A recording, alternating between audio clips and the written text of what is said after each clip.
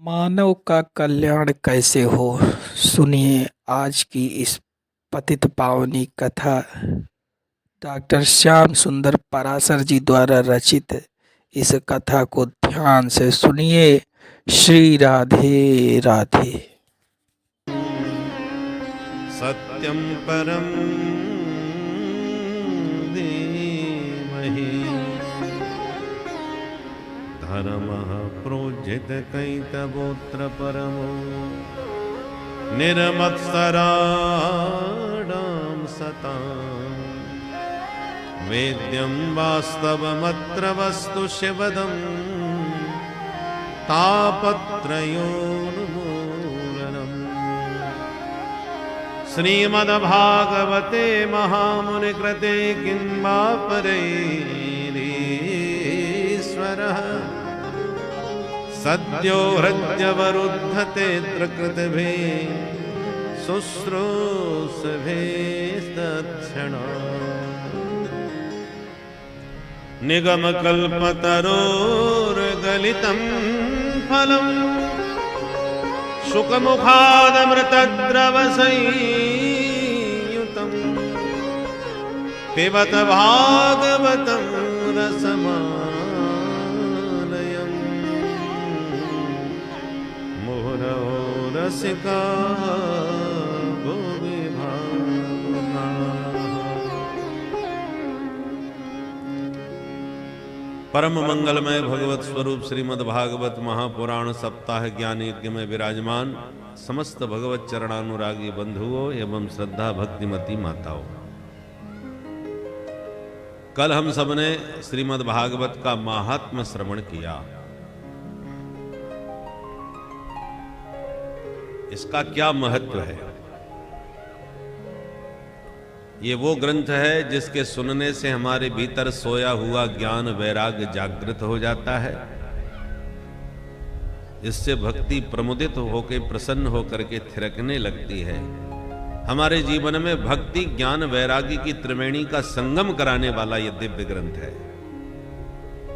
दूसरी बात, जीवन में किसी को उदास होने की आवश्यकता नहीं।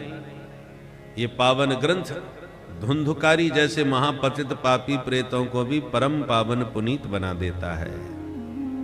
ऐसा ये अद्भुत ग्रंथ है।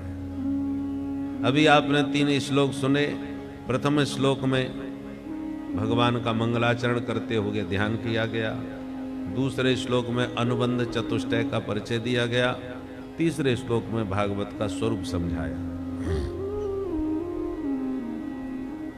सत्यम परम धीमहि।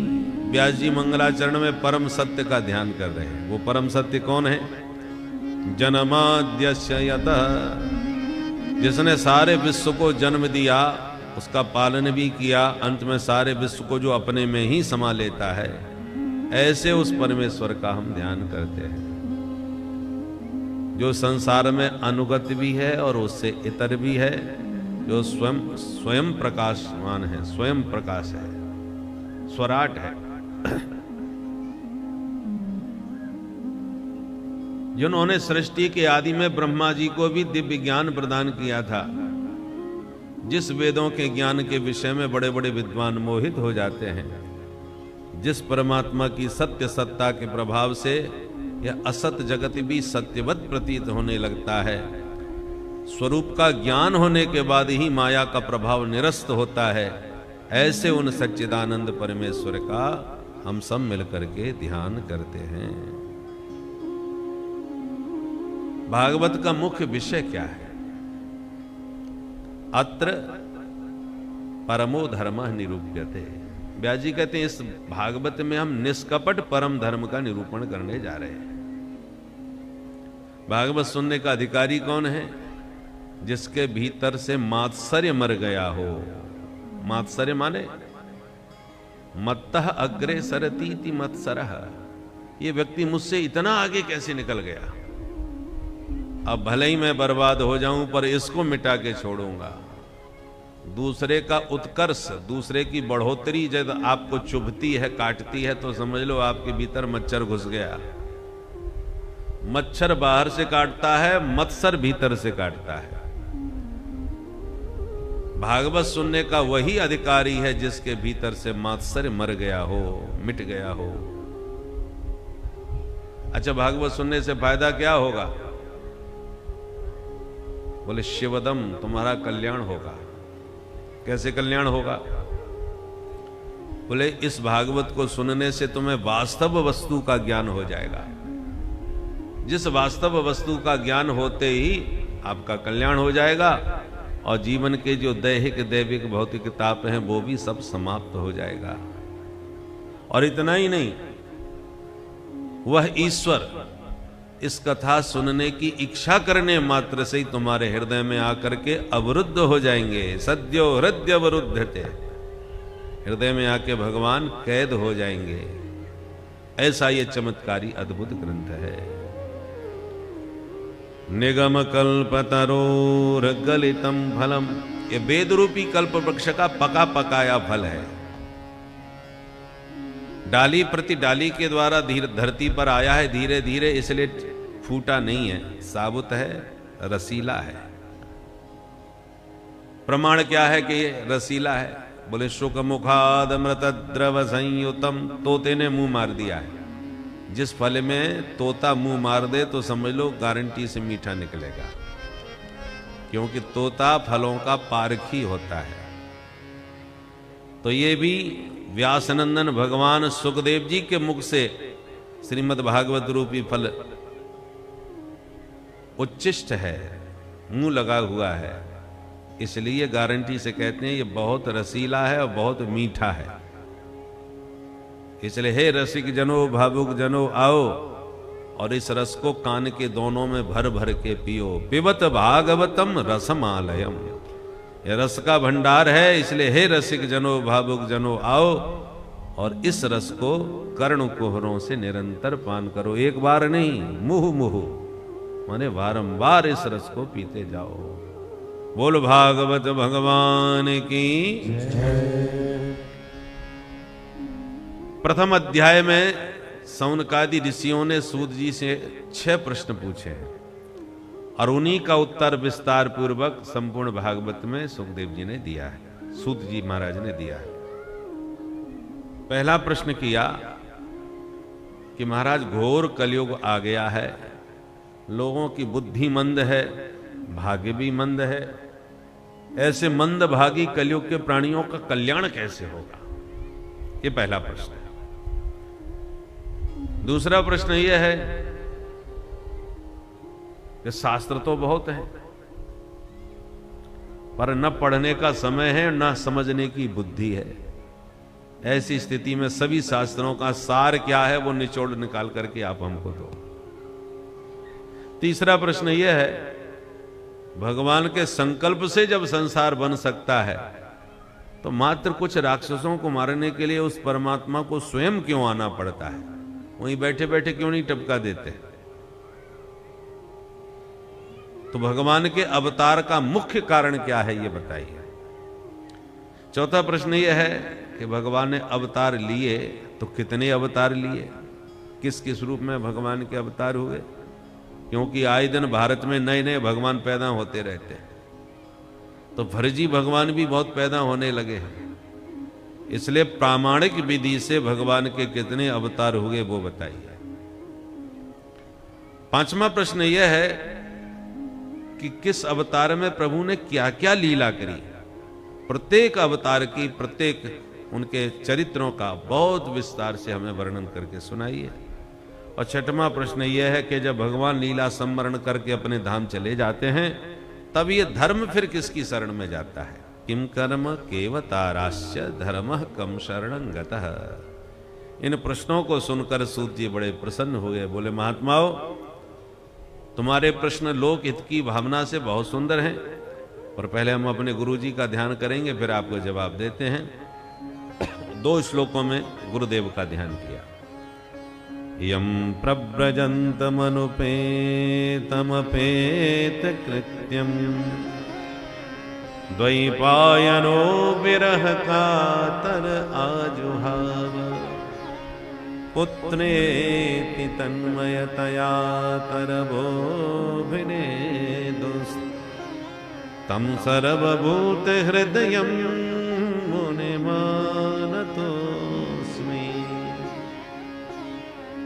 यस्वानुभावमखिल श्रुतिसारमेक मध्यात्मदीपमतितितीनिशितां तमोघम् संसारिणां करुणयाः पुराणगुह्यम् तं व्याससूनुमुपयामि गुरुं मुनीनां। इन 2 श्लोकों में सुखदेव जी का ध्यान। कैसे हैं सुखदेव जी? यम प्रव्रजंतम, जो पैदा होते ही परिव्राजक बन गए, माने सन्यासी बन गए। सुखदेव जी पैदा होते ही विरक्त हो गए, जिनका जनेऊ आदि संस्कार भी नहीं हो पाया था, और जन्म लेते ही वन को चल दिए। श्री कृष्ण द्वैपायन वेद व्यास जी महाराज पराशर नंदन अपने पुत्र को जाता हुआ देखकर उनके विरह में व्याकुल होकर उनके पीछे पीछे दौड़ पड़े। बेटा बेटा पुकारते जिनके पीछे पीछे भागे। ऐसे सर्वभूत हृदय भगवान व्यासनंदन सुखदेव जी के श्री चरणों में बारंबार प्रणाम है। जिन सुखदेव जी ने सब श्रुतियों का सार निकाल करके श्रीमद् भागवत के रूप में ऐसा अध्यात्म का दीपक जलाया, इस भागवत रूपी अध्यात्म दीप के प्रकाश से अज्ञान के अंधकार में भटकते हुए जितने जीव थे उन सबको अध्यात्म का पथ दिखाई पड़ने लगा। ऐसे अध्यात्म पथ के प्रदर्शक भगवान व्यासनंदन सुखदेव जी के चरणों में हम बारंबार प्रणिपात करते हैं, प्रणाम करते हैं। सुखदेव जी की जन्म गाथा कौशिकी संहिता में विस्तार पूर्वक आती है। कौन है सुखदेव जी महाराज? जब भगवान श्री हरि अपने दिव्य गोलोक धाम से धराधाम पर अवतार लेने की भूमिका बना रहे थे किशोरी जी के साथ मिलकर, तो राधा रानी का एक पालतू तोता था, बड़ा लाडला। वो समझ गया कि ये जाने वाले हैं तो फड़फड़ाने लगा पिंजड़े में। किशोरी जी ने कहा, तू क्यों घबरा रहा है भाई? बोले, माताजी मुझे छोड़ के मत जाना। आप कहां जा रही हैं? भगवान किशोरी जी ने कहा, हम अवतार लेकर के भक्तों को आनंद देने के लिए धराधाम पर अवतार ले रहे हैं, तो माताजी हमें भी ले चलो। तुम क्या करोगे? बोले, आप क्या करोगे? बोले, हम मधुर मधुर लीलाएं करेंगी, जिन लीलाओं का चिंतन करके वर्णन करके अनंत काल तक जीवों का कल्याण होता रहेगा। तो जीवों के ऊपर कृपा करने, उनका कल्याण करने के लिए जा रहे हैं, तुम क्या करोगे? तोताराम जी बोले, आप चल के लीला कीजिए, मैं आपकी लीला का वर्णन किया करूंगा, आपके भक्तों को सुनाया करूंगा, मेरा भी अवतार का प्रयोजन सिद्ध हो जाएगा। किशोरी जी ने कहा, तेरी इतनी इच्छा है तो चल भाई। वही किशोरी जी का लाडला सुखदेव बन करके प्रकट हुआ। प्यार से बोलो, जय श्री राधे। जय श्री राधे। कहां प्रकट हुए? एक बार देवर्षि नारद जी कैलाश पर्वत पर पहुंचे तो भोले बाबा समाधिस्थ थे।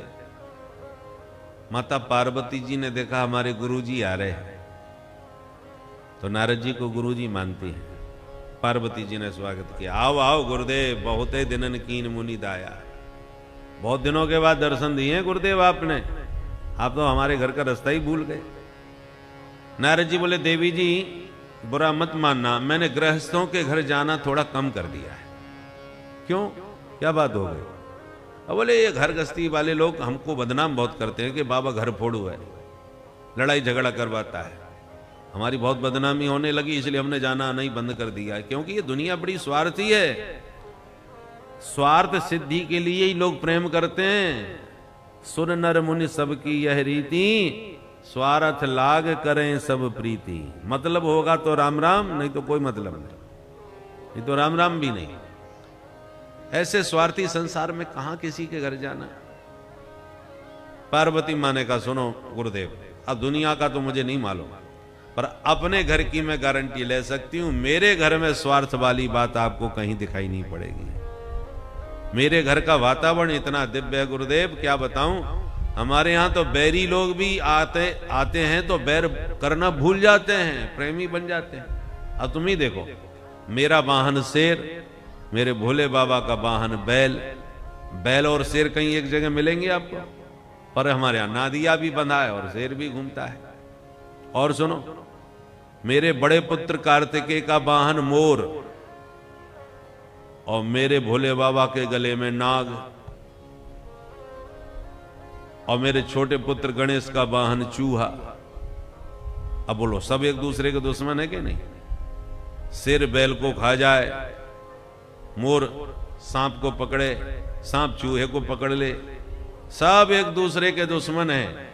पर मेरे घर में आके सब बैर भाव भूल के कितने प्यार से रहते हैं। और तुम मेरे घर में मुझसे कह रहे हो कि दुनिया में कहीं प्रेम नहीं रहा, सब स्वार्थी हो गए। दुनिया की तुम जानो, पर अपने घर की मैं जानती हूं। मेरे घर तो आया करो महाराज। नारद जी ने कहा, देवी जी अपने घर की कुछ ज्यादा ही तारीफ कर रही है। तो मेरा भी नाम नारद नहीं जो आज ही लड़ाई नहीं कराई।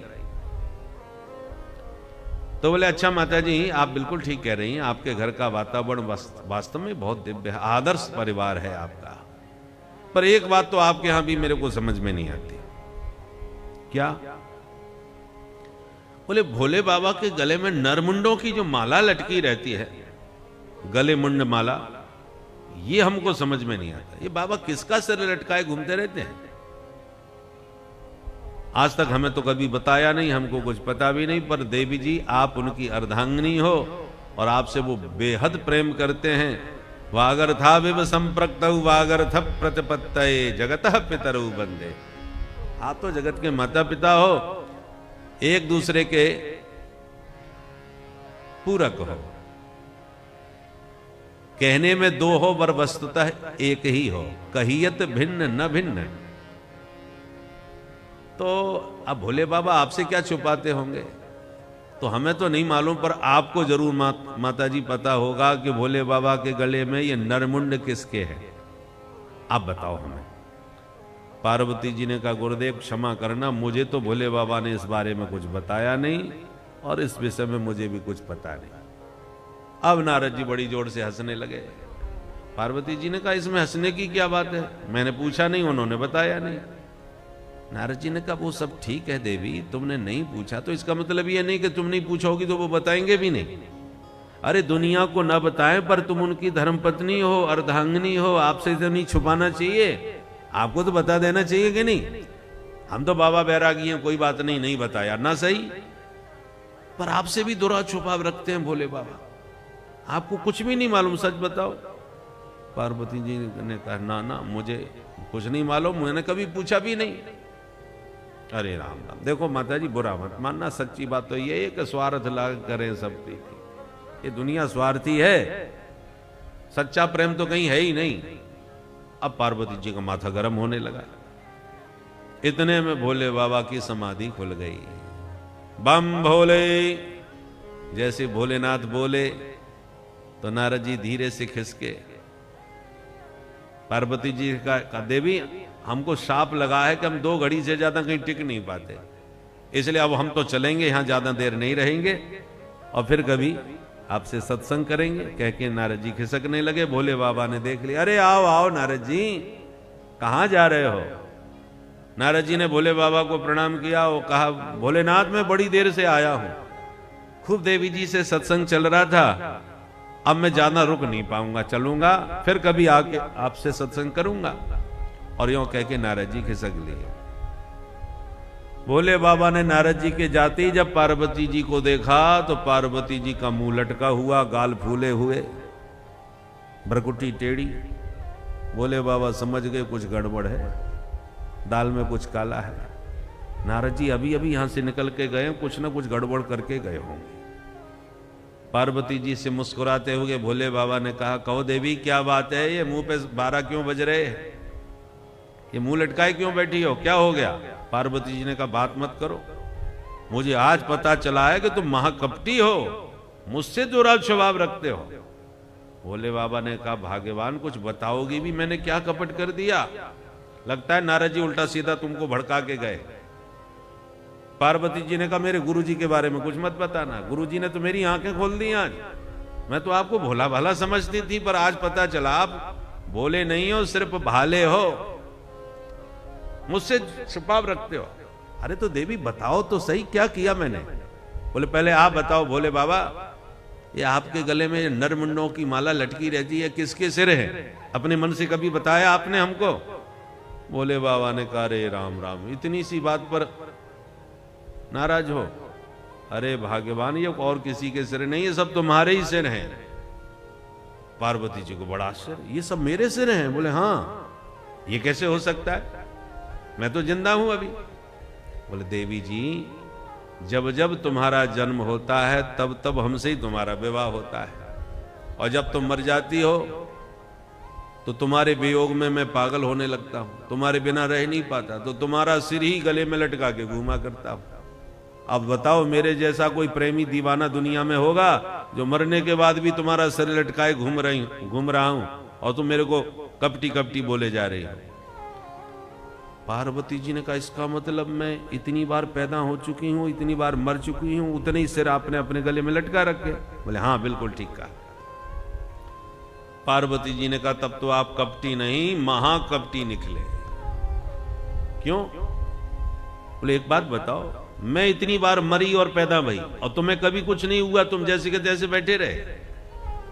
तुमने कौन सी अमर बूटी खा रखी है कि तुम्हें कुछ नहीं होता, मैं मरती पैदा होती रहती हूं?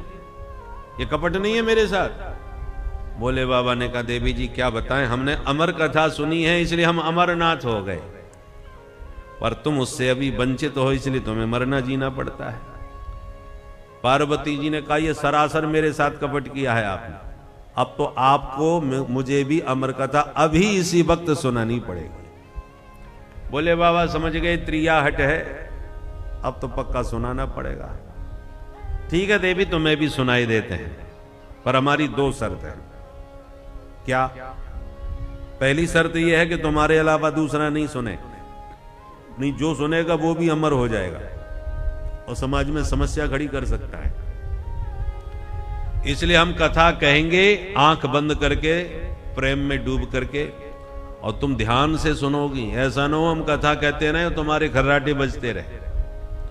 कथा में नींद बहुत जल्दी आती है, जिसको नींद ना आती हो, नींद की गोली खानी पड़ती हो, वो चुपचाप कथा में आके बैठ जाए, बिना गोली के खर्राटे बज जाएंगे। और माताओं को विशेष सुविधा है कथा में, घर में तो सास सोने नहीं देगी, इतना काम फैला पड़ा है और खर्राटे बजाए पड़िए। इसलिए सबसे बढ़िया तरीका है कथा में आ जाओ, 3 घंटे सास से पिंड छूटा, घर के कामों से भी झंझट खत्म, और नींद जब बढ़िया आवे तो बढ़िया सा घूंघट भी डाल लो, कोई देख भी ना पावे कि सो रही है कि सुन रही है। तो सुनने लगी, और भोले बाबा ने कहा हुंका भरती जाना। जैसे पुराने जमाने में कहानी किस्से सुनाए जाते थे, एक राजा था, सुनने वाला कहता उसकी 2 रानी थी, तो ऐसे हुंका कोई भरता जाए तो सुनाने वाले का मन बहुत बढ़िया लगता है। ऐसी जसोदा मैया अपने कन्हैया को एक दिन ऐसी कथा सुना रहे थे, और कन्हैया हुंका भर करके सुन रहे थे। रामो नाम बभूव तदबला सीतेति ऐसे एक राजा थे, कन्हैया बोले उनके 4 छोरा थे, राम लक्ष्मण भरत शत्रुघ्न। कन्हैया बोले ओ बड़ो छोरा, वाको नाम राम, पिता को बड़ो आज्ञाकारी, पिता ने 14 साल के लिए वनवासी बना दियो तो प्रेम से मुस्कुरा के चलो गयो। कन्हैया बोले और जंगल में जाकर के वाकी पत्नी जानकी को अपहरण एक दुष्ट रावण ने कर लियो, राक्षस रावण वाकू हरण करके ले गए। जैसी कन्हैया ने सुनी तो भगवान तो अपने नींद में कथा कहानी सुन करके नींद आती थी, तो मैया सुना भी लग गई। कन्हैया सुनते गए, हुंका भरते गए, और जैसे ही कहा कि जानकी ने रावण का हरण कर लिया, सोई एकदम कन्हैया खड़े होके बोले लक्ष्मण लाओ तो मेरा धनुष, पापी रावण को मैं देखता हूं। सौमित्रे क्वधनु क्वधनु इति विज्ञाग्रह पातो। और मैया घबरा गई, अरे लाला कहीं कोई रावण राक्षस ना आए, बेटा मैं तेरी मैया हूं। तब कन्हैया शांत भय। मैया बोली, हे भगवान, ऐसी कथा कबू ना सुनाऊंगी, मेरो छोरा रावण को नाम सुन के घबरा गयो, डर गयो लाला। ऐसे मैया कहानी किससे सुनाती थी? तो हुंका भर के सुनने में मन लगता है और सुनाने वाले का भी मन लगता है। तो भोले बाबा ने पहले शर्त रख ली, मैं कथा कहूंगा, तुम हुंका भर के सुनोगी देवी जी, और ये तुमने हुंका देने बंद कर दिए तो मेरी कथा बंद हो जाएगी, फिर मैं आगे नहीं कहूंगा। ये पहली शर्त है। ठीक है महाराज। और दूसरी शर्त यह है कि हमारे तुम्हारे अलावा तीसरा यहां कोई नहीं होना चाहिए, कहीं वो भी ना सुन ले। महाराज मुझे आपके दोनों शर्तें स्वीकार है। तो भोले बाबा ने डमरू बजाया, जीव जंतु कीट पतंग पशु पक्षी सब भाग गए। भोलेनाथ ने कहा, भवानी जरा चारों तरफ देख लो, कहीं कोई छुपा हुआ तो नहीं बैठा। तो माता पार्वती जी ने दूर दूर तक चारों तरफ दृष्टि डाली, कहीं कोई नहीं। एक तोता का अंडा पड़ा हुआ दिखा। तो पार्वती माँ ने कहा, ये तो अंडा है, ये अभी तो पैदा ही नहीं हुआ, कथा क्या सुनेगा। उस पर ध्यान ही नहीं दिया और भोले बाबा के सामने हाथ जोड़ के बैठ गई, महाराज चारों तरफ देख लिया, कहीं कोई नहीं है, अब कथा चालू करो। तो भोले बाबा ने भगवान का ध्यान किया, मंगलाचरण किया, नेत्र बंद करके, और कथा प्रारंभ।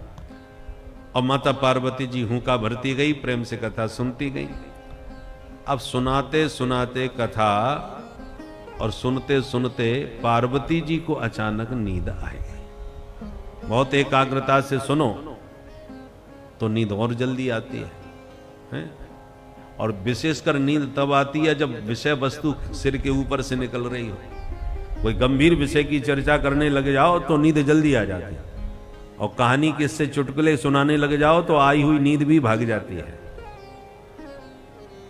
तो माता पार्वती जी के सामने जब एकादश स्कंद का प्रतिपादन भोलेनाथ ने किया तो भवानी को नींद आ गई।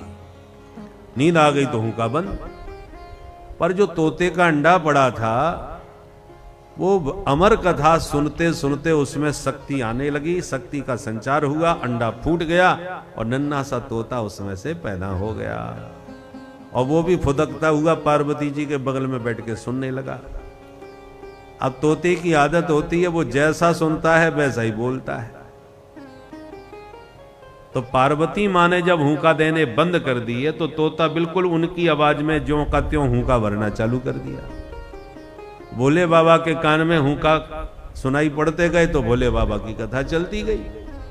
और जैसी कथा पूरी हुई तो भोले बाबा ने जयकारा लगाई, बोल बाल कृष्ण लाल की जय। वही मैया की झक्की खुल गई, नींद खुल गई और हाथ जोड़ के तुरंत संभल के बोली, हाँ महाराज तो फिर क्या हुआ? भोले बाबा ने कहा, फिर क्या हुआ? कथा पूरी हो गई और क्या हुआ? तुम सुन भी रही थी कि नहीं? सुन रही थी कि सो रही थी?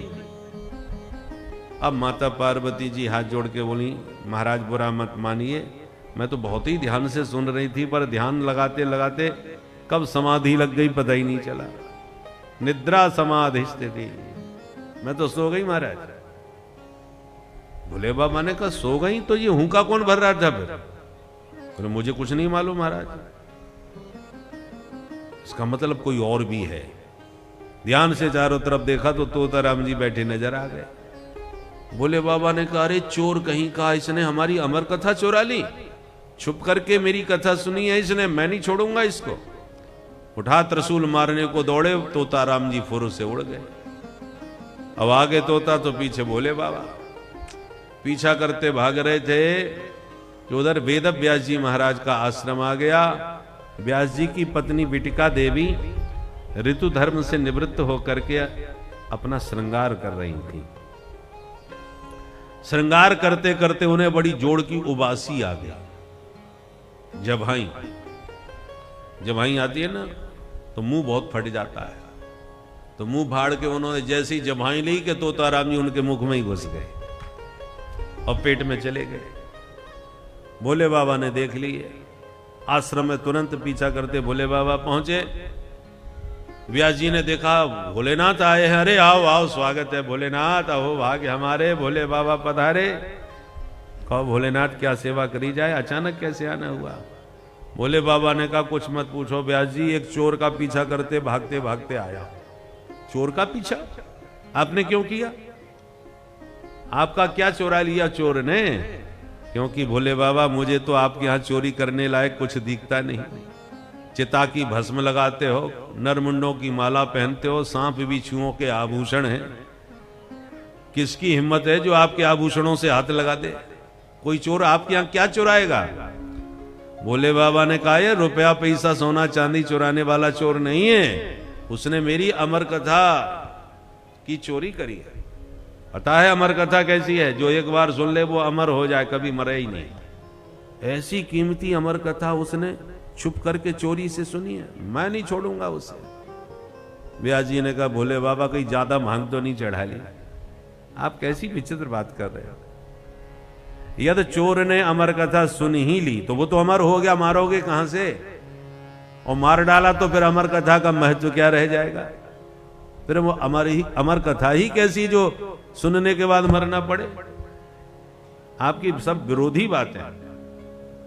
अच्छा ये बताओ वो चोर है कहां? भोले बाबा ने कहा आपकी पत्नी के पेट में चला गया। कैसी बात कर रहे हो भोले बाबा? बोले हाँ मैंने देखा है। पर व्यास जी ने जब प्रेम से समझाया भोले बाबा जरा विचार करो, या तुमने उसे मार डाला तो अमर कथा का महत्व नष्ट हो जाएगा, और वैसे वो अमर कथा सुने बैठा है इसलिए मर ही नहीं सकता। व्यास जी भोलेनाथ ने कहा व्यास जी ठीक कह रहे हो, ये तो हमने कभी विचार किया ही नहीं। जब सुन ही लिया तो मरेगा कैसे? चलो छोड़ो, जैसी ठाकुर जी की मर्जी कह के भोले बाबा लौट गए कैलाश को, और वो तोताराम जी मैया के पेट में पूरे 12 साल तक बैठे ही रहे। व्यास जी बोले बेटा बाहर तो आओ, अब कोई खतरा नहीं है। भोले बाबा चले गए, परंतु भीतर से तोताराम जी बोले हम नहीं निकलेंगे बाहर। क्यों? बोले बाहर भोले बाबा तो चले गए पर आप प्रभु की माया बहुत बलवती है, जीव को जन्म लेते ही माया जकड़ लेती है। जैसे निर्मल जल की धारा बरसात में, आकाश में तो जल निर्मल रहेगा, धरती पर बूंद गिरी पानी गंदा हो गया। भूमि परत भा ढावर पानी, भूमि परत भा ढावर पानी, भूमि परत ढावर पानी, भूमि परत भा ढावर पानी, जिम जीवहि माया जिम जीवहि माया लपटानी, माया निपटानी, माया लपटानी। तो जीव मां के गर्भ में जब रहता है तब उसे सारा ज्ञान होता है, और जन्म लेते ही सब ज्ञान भूल जाता है और माया में लिपट के अपने आप को भी भूल जाता है। इसलिए पिताजी मैं बाहर नहीं आऊंगा। तो बेटा तू भीतर रहेगा भी कब तक? आज नहीं तो कल जन्म तो तुझे लेना पड़ेगा। बोले पिताजी जन्म हम तभी लेंगे जब मायापति भगवान मेरे सिर पर हाथ रख के मुझे वचन दें, मुझे आशीर्वाद दें कि उनकी माया मुझे कभी प्रभावित न करे। क्योंकि पिताश्री माया से वही बच सकता है जिसके सिर पर माधव का हाथ हो। माया, इसलिए भगवान कहते हैं देवी हे सा गुणमयी मम माया दुरत्यया मामेव ये प्रपद्यन्ते माया मेताम तरन्ति ते। भगवान की कृपा से ही माया से बचा जा सकता है। तो माधव मुझे आशीर्वाद देंगे तभी बाहर आऊंगा। तब व्यास जी ने भगवान का स्मरण किया, प्रभु पधारो, इस बच्चे को आशीर्वाद दो। तब भगवान ने प्रकट होकर सुखदेव जी को दर्शन दिया और कहा पुत्र मेरा आशीर्वाद है, तुम निश्चिंत होकर बाहर आओ, मेरी माया तुम्हें छुएगी भी नहीं। जब भगवान ने वचन दिया, आशीर्वाद दिया, तब सुखदेव जी ने जन्म लिया। तो जन्मते ही सन्यासी बन गए, क्योंकि माया मुक्त हो गए। माया क्या है? मैं और मोर तोरते माया। ये मेरा है वो तेरा है, ये मेरा तेरा ही तो माया का खेला है। तो माया से मुक्त होकर के श्री सुखदेव जी इसलिए जन्म लेते ही प्रव्रजंत हो गए, सन्यासी बन के जंगल को चले गए। और व्यास जी पुत्र पुत्र पुकारते उनके पीछे भागे। ऐसे सर्वभूत हृदय सुखदेव जी के श्री चरणों में बारंबार प्रणाम है। बोल सुखदेव भगवान की जय। सौनकादि ऋषियों से सूत जी कहते हैं, ऋषियों तुमने लोक मंगल की भावना से बहुत बढ़िया बढ़िया प्रश्न पूछे हैं। देखो, मनुष्य जीवन का उद्देश्य खाना पीना सोना नहीं है। खाना पीना सोना तो पशु पक्षी सब जानते हैं। आहार निद्रा भय मैथुनंच सामान्य में तत्पशुभिर नराणाम धर्मो हि तेषाम अधिको विशेष धर्मेण हीन पशुभि समान। ये ज्ञान हमारे पास है, पशु पक्षियों के पास नहीं होता। वो खाते भी जाते हैं और त्यागते भी जाते हैं, मलमूत्र त्यागते रहते हैं, पानी पीते जाएंगे, लघु शंका भी करते जाएंगे। उनको ज्ञान नहीं है, पर हमारे भीतर ये विधि निषेध का ज्ञान है। क्या खाना चाहिए, क्या नहीं खाना चाहिए, क्या पीना चाहिए, क्या नहीं पीना चाहिए, कब कैसे खाना चाहिए, ये सब ज्ञान मनुष्य के पास है, पशु पक्षियों के पास नहीं। पर आजकल मनुष्य भी पशुता की ओर बढ़ता जा रहा है। पशुता के लक्षण क्या है? खड़े होकर लघु शंका करना, पेशाब करना, ये पशुता है। और आजकल सिस्टम भी ऐसा हो गया है, एयरपोर्ट पे जाओ या कहीं जाओ तो आपको खड़े होकर ही लघु शंका करनी पड़ेगी, बैठ ही नहीं सकते। जबकि मल मूत्र त्याग बैठ के करना चाहिए, भोजन हमेशा बैठ के करना चाहिए। आजकल भोजन भी खड़े खड़े ही करते हैं। कहीं भी भंडार जो गिद्ध भोजन होता है ना, गिद्ध भोजन समझ गए, यदि पीते हो तो व्रत, चांद्रायण व्रत करके उसका प्रायश्चित करना चाहिए। तो ये सब विधि निषेध हैं शास्त्रों के, जो ब्राह्मण लोग विचार करते थे। इसलिए पुराने जमाने में आपने देखा होगा, एक लोटा एक गिलास 2 पानी के भर के रखे जाते थे कि गिलास का पानी पियो और उतना ही पानी गिलास में लो जितना आप पी सको, लोटे से भरते जाओ। ये सब इसका नाम है शौचाचार, पवित्रता। तो ये सब बातें विचारणी मनुष्य के लिए होती हैं, पशु पक्षियों के लिए कोई विचार नहीं। और हम लोगों ने ये सब विचार करना छोड़ दिया, इसलिए हम पशुता की ओर बढ़ते चले गए। पहले ब्राह्मण स्वयं पाकी होते थे, अपने हाथ से बना के पाते थे ताकि पूरी तरह पवित्रता का ध्यान रखा जाए। दूसरा कोई भोजन बना रहा है, कैसे बना रहा है, वो अशुद्ध अपवित्र हो सकता है। और अपवित्र भोजन करने से बुद्धि अशुद्ध होती है, बुद्धि में अध्यात्म शक्ति ग्रहण करने की क्षमता नहीं रहती। बुद्धि में उस परम तत्व को, परम सूक्ष्म विषय को समझने की तभी सामर्थ्य आएगी जब आहार तुम्हारा शुद्ध और पवित्र होगा। इसलिए ब्राह्मण न किसी के घर में जल्दी से खाते, जाते भी थे तो अपने हाथ से बना के खाते थे, हर किसी का हाथ का नहीं पाते थे, ताकि हमारी बुद्धि शुद्ध रहे। ब्राह्मण की बुद्धि का शुद्ध होना इसलिए आवश्यक है क्योंकि वो बड़ा सूक्ष्म दृष्टा होता है, शास्त्रों के गंभीर विषयों का चिंतन करता है। वो तभी चिंतन कर पाएगा जब उसकी बुद्धि सूक्ष्म होगी। इसलिए शुद्धता का, पवित्रता का विशेषकर ब्राह्मण लोग बहुत विचार करते थे। अब खान पान सब अपवित्र हो गया, खान पान अपवित्र हो गया तो बुद्धि भी अपवित्र हो गई। तो अब उस गंभीर विषयों को समझने सोचने की क्षमता हमारी बुद्धि में नहीं रह गई, मति की दुर्बलता से। शास्त्र मत भी हमको समझ में नहीं आते। इसलिए सूत जी कहते हैं, ऋषियों मनुष्य जीवन का उद्देश्य जीवस्य तत्व जिज्ञासा। खाना पीना सोना नहीं है, तत्व को जानो।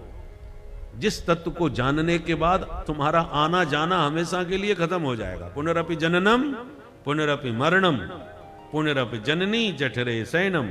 बार बार पैदा होते हैं, बार बार मरते हैं, फिर मैया के पेट में आकर के गर्भवास 9 महीने तक करते हैं, जो भयंकर कष्टदायी होता है। इन्हें जन्म मरण की पीड़ा से बचना चाहो तो उस तत्व को जान जाओ।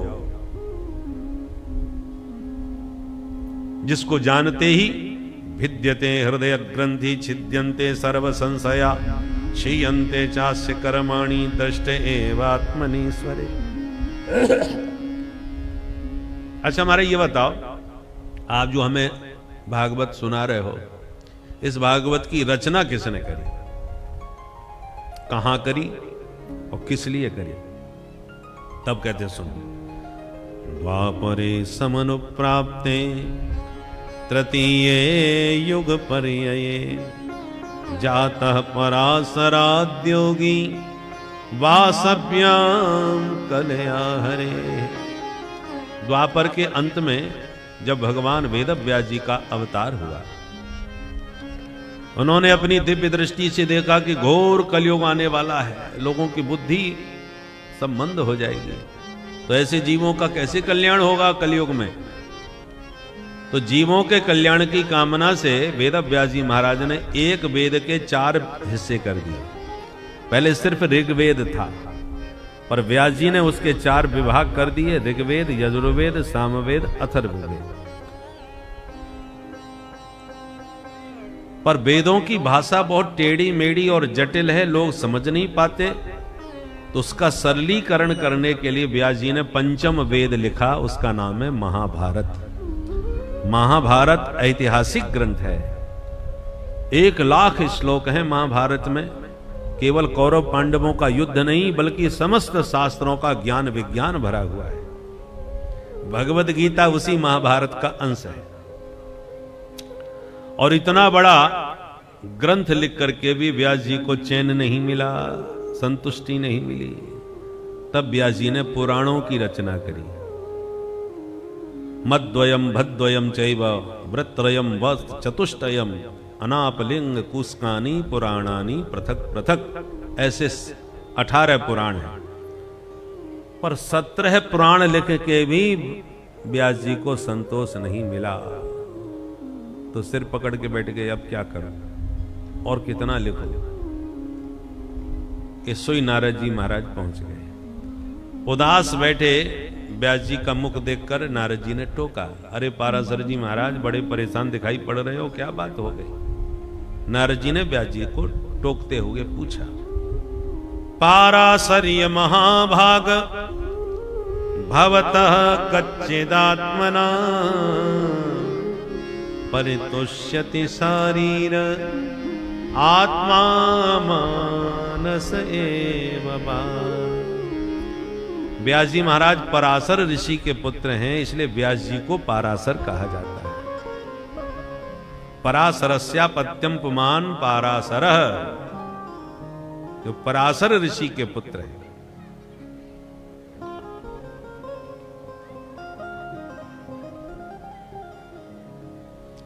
तो पूछा, पराशर नंदन व्यास जी, आपके मुख पर ये अप्रसन्नता क्यों? व्यास जी ने नारद जी को प्रणाम करके उनका पूजन किया और कहा, भगवान ये मैं स्वयं नहीं समझ पा रहा कि इतने बड़े बड़े ग्रंथ लिख करके भी मेरा मन प्रसन्न क्यों नहीं। नारद जी बोले, हम बताएं? बताओ सरकार। बोले सुनो व्यास जी, आपने ग्रंथ तो बहुत जोरदार लिखे, पर अभी किसी भी ग्रंथ में आपने गोविंद के गुण नहीं गाए, और जब तक प्रभु के गुणानुवाद नहीं गाओगे तब तक चैन नहीं पाओगे। नारद जी कहते, हमको देखो, हम पूर्व जन्म के दासी पुत्र हैं, छोटी जाति में जन्म हुआ, पर मेरी मां संतों की बहुत सेवा करती थी। मां के साथ मैं भी साधु सेवा करने लगा, और उन संतों की शीत प्रसादी पाते पाते, उनका सत्संग सुनते सुनते मेरे चित्त पर ऐसा भगवत प्रेम चढ़ा संतों के आशीर्वाद से, कि उनके आशीर्वाद से इस जन्म में मैं ब्रह्मा का बेटा बन के पैदा हो गया। और भगवत प्रेम जो संतों ने मेरे भीतर जगा दिया, उस प्रेम में डूब करके एक दिन मैं मस्ती से कीर्तन कर रहा था, जय सिया राम जय जय सिया राम, जय सिया राम जय जय सिया राम, जय सिया राम जय जय सिया राम, जय सिया राम जय जय सिया राम जय सिया राम जय जय सिया राम जय सिया राम जय जय सिया राम जय सिया राम जय जय सिया राम जय सिया राम जय जय सिया राम जय सिया राम जय जय सिया राम जय सिया राम जय जय सिया राम जय जय सिया राम जय जय सिया राम जय जय सिया राम जय जय सिया राम जय जय सिया राम। नारद जी कहते मेरे कीर्तन पर ठाकुर जी ऐसे रीझे कि शंख चक्र गदा पद्म लेके मेरी आंखों के सामने प्रत्यक्ष प्रकट हो गए। वो लक्ष्मी नारायण भगवान की जय। मेरे कीर्तन से प्रसन्न होकर के प्रभु ने अपने कर कमलों से मुझे बीणा प्रदान कर दी और कहा पुत्र तुम बड़ा बढ़िया मेरे नाम का संकीर्तन गाते हो, अब ये बीणा अपने हाथ में संभालो और इसी बीणा पर मेरे नाम का गुणगान करते हुए जगत में विचरण करो, मेरे नाम का खूब प्रचार प्रसार करो ताकि जगत के जीव इस नाम की नौका में बैठ करके भवसागर को पार कर जाएं। नारद जी कहते हैं व्यास जी जब से ये बीणा मेरे हाथ लगी है तब से हमेशा इसको मैं हृदय से लगा के रखता हूं और इसी पर गोविंद के गुण गाता रहता हूं। ये साधारण बीणा नहीं है, इस बीणा की क्या विशेषता है ध्यान से सुनो। नारद जी वर्णन करते हैं देव दत्ता में मां बीणा देव दत्ता में मां बीणा देव दत्ता में मां बीणा देव दत्ता में मां बीणा स्वर ब्रह्म विभूषिता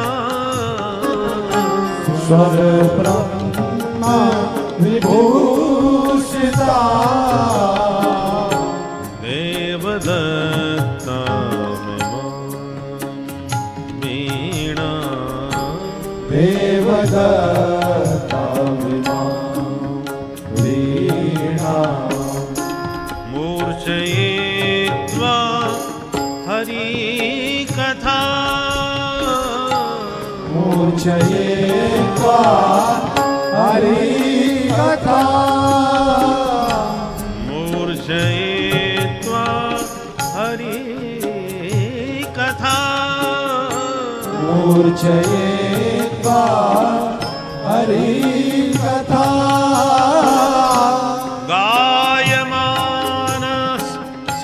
गायमानश्चराम्यहम् मूर्छयित्वा हरि कथा गायमानश्चराम्यहम्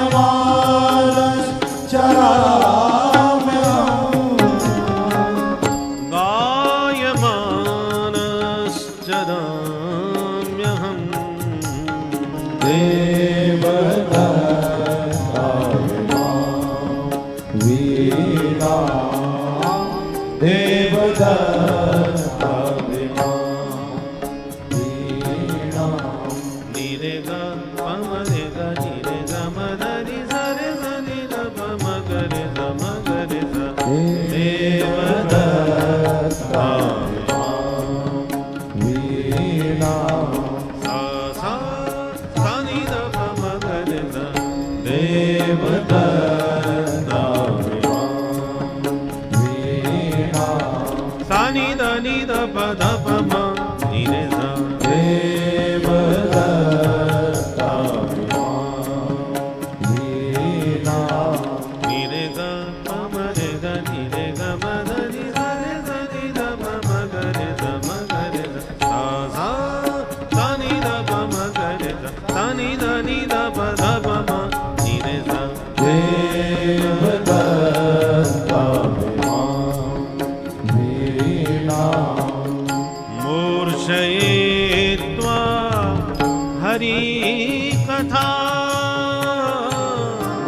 मूर्छयित्वा हरिकथा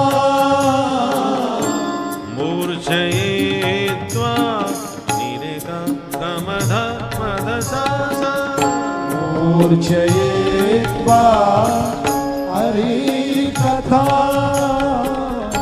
मूर्छयित्वा सा गमदनि सा गमदनि सा गमदनि सा सा सा मूर्छयित्वा हरिकथा गायमानश्चराम्यहम् मूर्छयित्वा हरिकथा गायमानश्चराम्यहम् गायमानश्चराम्यहम् देवदत्ता वीणा देवदत्ता वीणा देवदत्ता देवदत्ता देवदत्ता वीणा वीणा।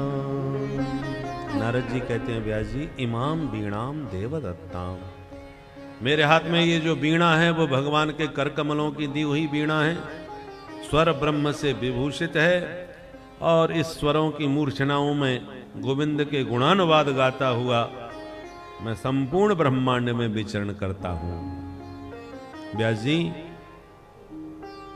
किसी को देवता मानते हैं, किसी को दैत्य मानते हैं, किसी को राक्षस मानते हैं, मनुष्य मानते हैं, पर एक नारद ऐसा है जिसको सब मानते हैं। मानव, दानव, दैत्य, राक्षस कोई भी हो, नारद जी जहां जाते हैं वहीं उनकी जय जयकार और पूजा होने लगती है। नारद जी कहते हैं व्यास जी, ये मेरी पूजा नहीं, ये प्रभु के गुणानुवाद गाने का चमत्कार है। इसलिए व्यास जी आप भी प्रभु के गुण गाना चालू करो, फिर देखो क्या चमत्कार होता है। बोलो राधे राधे। राधे राधे। हम लोगों की, हमें जो भी कुछ मिलता है भगवान के गुण गाने से ही तो मिलता है। वे दरबार में पैदा हो गए, कौन जानता था? वृंदावन में जाके भगवान के गुण गाने सीख लिए, और भगवान के गुण गाने का चमत्कार देखो महाराज। दुनिया रुपया खर्च करके विदेशों में जाती है, हम रुपया लेकर के भी आते हैं और विदेश भी घूमे आते हैं। तो देश विदेश में भगवान के गुणानुवाद ही तो ले जा रहे हैं, घुमा भी रहे हैं और चकाचक माल पानी भी दिलवा रहे हैं। सब प्रकार से आनंद ही आनंद है। लोग लाख रुपया खर्च करके तब विदेश घूमने जाते हैं, 1 रुपया खर्च नहीं होता बल्कि और लेकर के आते हैं और दुनिया भर घूम भी आते हैं। इसलिए भगवान के गुणानुवादों का ये चमत्कार है। यदि तुम्हें बढ़िया तरीके से भगवान के गुण गाने आ गए तो चकाचक लोक में भी होगा और परलोक भी सुरक्षित हो जाएगा। भूरिदा जना, सबसे बड़े दानी भी तो वक्ता ही होते हैं जो भगवान के गुणों का गान करके ठाकुर जी को ही हृदय में विराजमान करते हैं।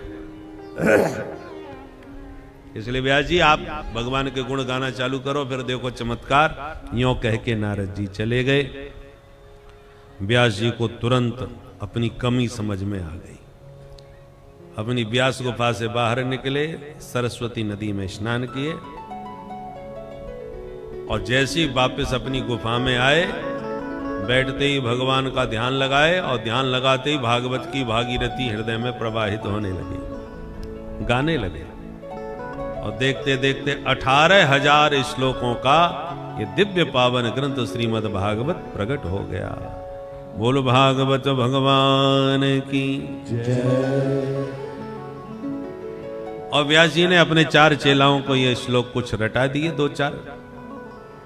और जब सुखदेव जी के कान में भागवत के श्लोक पढ़े तो गोविंद के दीवाने होकर के दौड़े खिंचे चले आए व्यास जी के पास। आत्मा रामाश्च मुनयो निर्ग्रंथा अप्युरुक्रमे गुरुवंत हेतु किं भक्तिं एथम भूत गुणो हरि।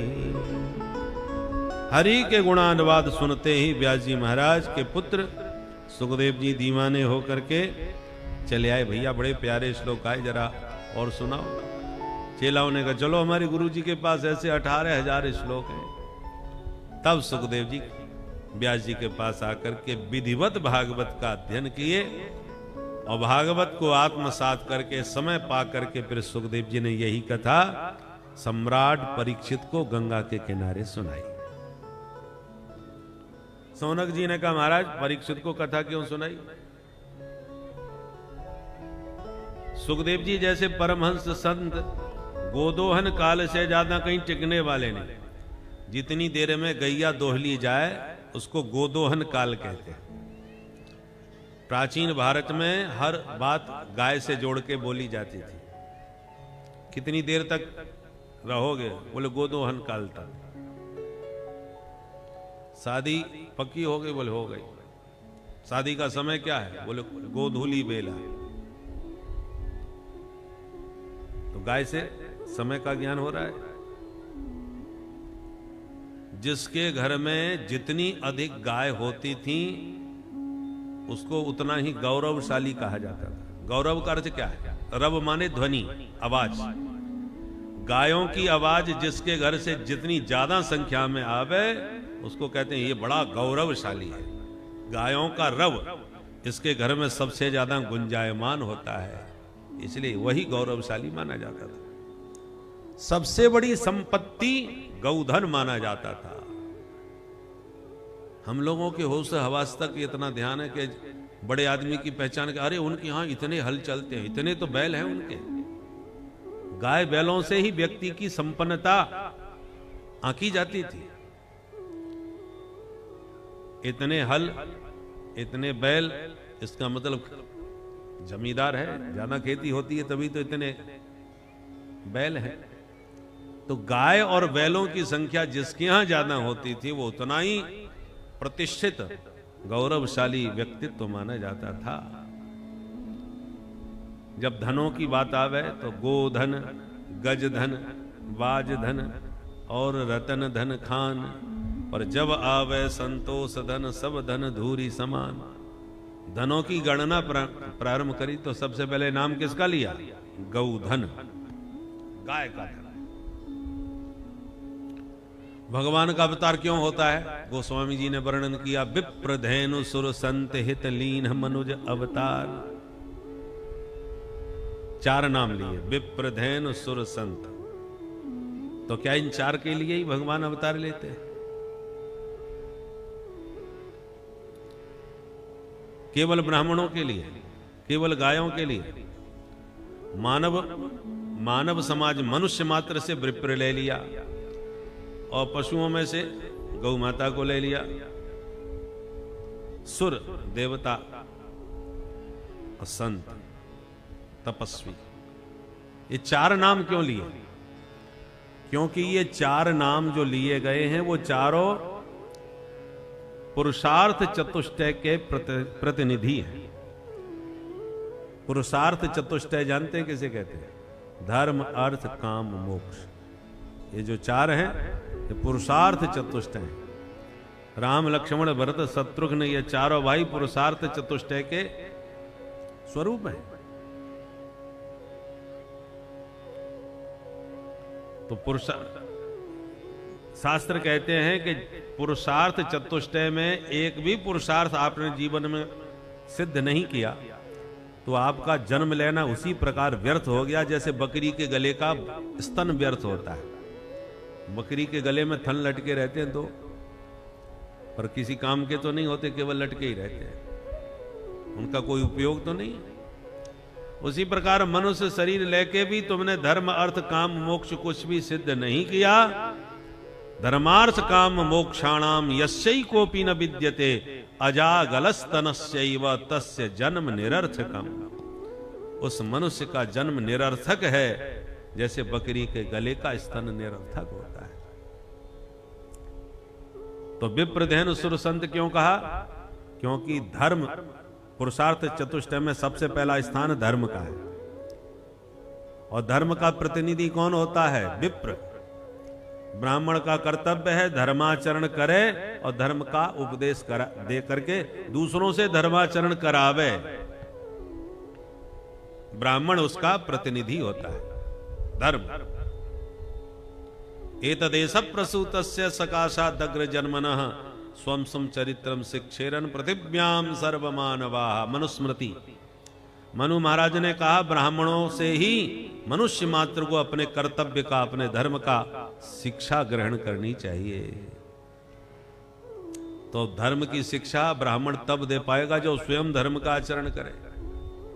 हम स्वयं अपने धर्म का पालन नहीं कर रहे तो दूसरे से क्या पालन करवाएंगे? कलयुग ने इसलिए सबसे तगड़ा प्रहार ब्राह्मणों के ऊपर किया, क्योंकि ब्राह्मण यदि पतित हो जाए तो और समाज को पतित करने की जरूरत नहीं, अपने आप सब पतित हो जाएंगे। क्योंकि दर्शक तो ब्राह्मण है। मार्ग घर का, जैसे कोई सबसे जो घर का मालिक है वो बिगड़ जाए तो घर को बिगड़ते देर नहीं लगती, सब बिगड़ जाएंगे। तो समाज का पथ प्रदर्शक ब्राह्मण होता है। ब्राह्मण भ्रष्ट हो गया तो पूरा समाज भ्रष्ट हो जाएगा, देर नहीं लगेगी। खान पान पर विचार ब्राह्मण करता है, शौचाचार पवित्रता का विचार ब्राह्मण करता है। अब ब्राह्मण किसी के यहां पीने लग जाए बैठ करके, उल्टा सीधा खाने लग जाए, एक तो खाना पीना होता है, एक पीना खाना होता है। तो ब्राह्मण यदि पीने खाने लग जाए तो और किसी को बिगाड़ने की जरूरत नहीं। अरे जब पंडित जी खा रहे हैं तो हम खा लें तो क्या बुराई है, जब पंडित जी पी रहे हैं तो हमने पी लिया तो क्या हो गया? पूरा समाज अपने आप बिगड़ गया ना।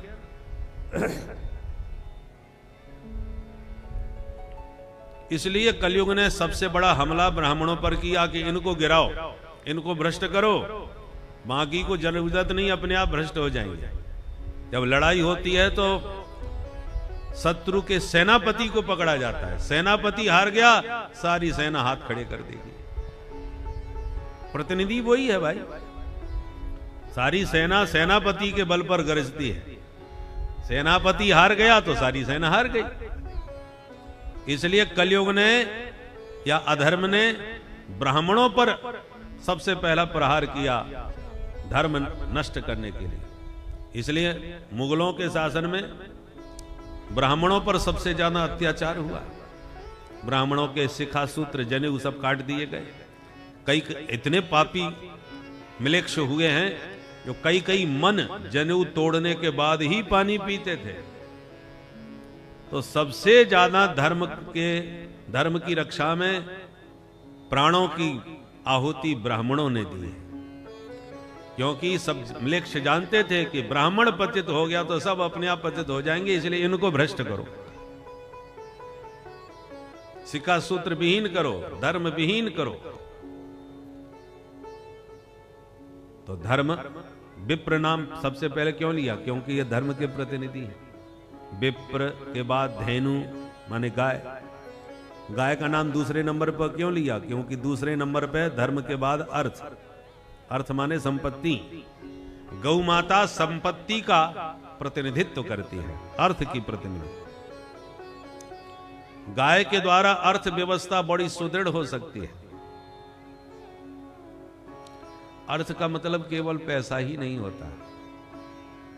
संपत्ति, किसी के पास स्वास्थ्य की संपत्ति होती है, किसी के पास सम्मान की संपत्ति होती है, किसी के पास नोटों की संपत्ति होती है। शुद्ध देसी गाय का दूध जो पिए उसका स्वास्थ्य ठीक रहता है, शरीर स्वस्थ रहता है, बुद्धि कुशाग्र होती है। ये भी तो संपत्ति है। पहला सुख निरोगी काया, दूसरा सुख घर में हो माया। तो माया तो दूसरे नंबर पे आ गई, पहले काया तो ठीक रहे। और काया बीमारियों से भरी पड़ी है। आपके पास धरे हैं करोड़ों रुपया, किस काम के? अरबपति सेठ जी हैं, सेठ जी चलो भोजन कर लो। अरे साहब हमको तो दाल का पानी बताया है, हम कहां खा पाते हैं। अरे कितनी जोरदार मिठाई है, खा के तो देखो। अरे साहब हमको तो डायबिटीज है। अब तुम्हारी संपत्ति किस काम की जब भोग ही नहीं पा रहे। इसलिए गौ माता यदि आपके पास है, गौ माता की पीठ पर हाथ फेरने से ही हजारों बीमारियां दूर हो जाती हैं। विदेशियों को यह बात समझ में आ गई। विदेशों में लोग गाय सिर्फ इस दूध के लिए नहीं पाल रहे, गाय को सिर्फ इसलिए पाल रहे हैं कि इसके पीठ पर हाथ फेरेंगे और हम स्वस्थ रहेंगे। और दूसरा कोई हाथ फेरने आवे तो उसे डॉलर लेते हैं, तब हाथ लगाने देते हैं गौ माता से। पहले इतना फीस, जैसे कहते हैं ना फीस, डॉक्टर के पास जाओ, ज्योतिषी के पास जाओ, पहले फीस जमा करो तब बैठो। ऐसे ही वहां गौ माता के दर्शन करने जो आते हैं उनसे फीस ली जाती है, तब हाथ फेरने देते हैं। ये विदेशियों की बात बता रहे हैं। हमारे पूर्वजों ने पहले ही हमको गौ माता पकड़ा दी ताकि सारी बीमारियां तुम्हारी ठीक हों। हमारे यहाँ ऋषियों ने नियम भी बताया कि पहली रोटी घर में गाय को खिलाओ, अंतिम रोटी कुत्ते के लिए होती है, पहली रोटी गौ माता के लिए होती है। इसलिए कि ताकि रोटी खिलाओगे, हाथ फेरोगे, अपने आप स्वस्थ रहोगे। तो गाय को सिर्फ दूध के लिए नहीं, स्वस्थ रहने के लिए। और केवल इस जीवन को ही स्वस्थ नहीं रखती, मरने के बाद तुम्हें बैतरणी भी पार कराती है गौ माता। तो लोक और परलोक दोनों को संभालने वाली जो गौ माता है, हमने उसको घर से निकाल दिया। पहले गलियों में कुत्ते भौंकते रहते थे, गाय घर में रह करके लोग उसकी सेवा करते थे। आज गाय गलियों में भागती डोलती है, कुत्ते घर में घुसे बैठे। कुत्तों की सेवा जोरदार हो रही है। और शास्त्र कहते हैं जिस घर में कुत्ता रहता है उस घर की कोई भी सामग्री देवता स्वीकार नहीं करते।